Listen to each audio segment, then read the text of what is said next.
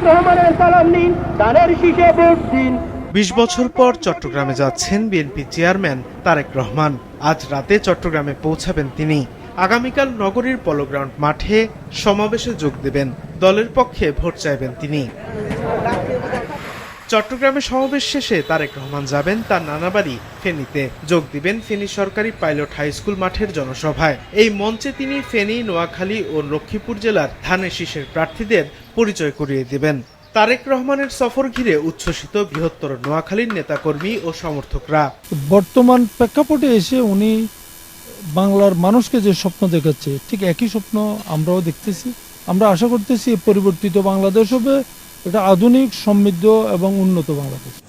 তারেক রহমান ফেনী থেকে যাবেন কুমিল্লায়। সেখানে তাকে বরণ করে নিতে প্রস্তুত নেতাকর্মী, সমর্থকরা। আমাদের বিভিন্ন প্রস্তুতি ইতিমধ্যেই চলছে ব্যাপকভাবে। গতকালকে আমরা কুমিল্লা মহানগর বিএনপির উদ্যোগে আমরা ২৭টি ওয়ার্ডের বিভিন্ন পর্যায়ের নেতৃবৃন্দের সাথে আমরা প্রস্তুতি সভা করেছি, মত বিনিময় সভা করেছি। প্রত্যেকটা ওয়ার্ডে আমরা ব্যাপকভাবে প্রস্তুতি নিচ্ছি।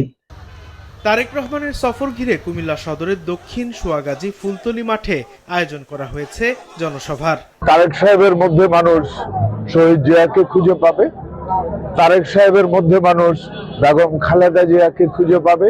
সবকিছু মিলিয়ে আমি বিশ্বাস করি কুমিল্লার প্রার্থী যারা আছে তাদের ভালো পার্সেন্টেজ পরিশ্রম কমে যাবে।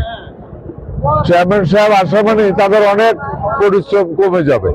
কুমিল্লার ইতিহাসে যত সমাবেশ হয়েছে তার মধ্যে এটা সবচেয়ে বড় সমাবেশ হবে।